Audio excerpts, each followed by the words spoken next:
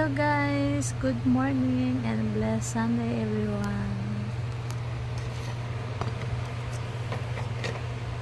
Sipat ko mag short vlog kasi wala akong work, dahil lang tambay ako ngayon.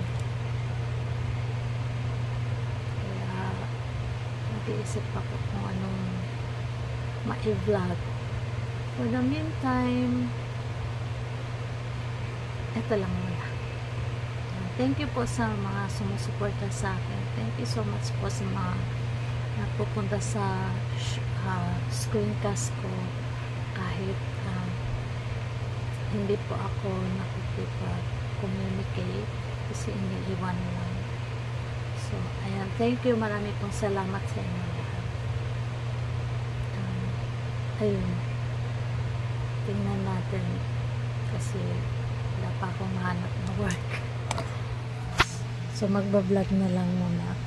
Ayan. Thank you po. God bless.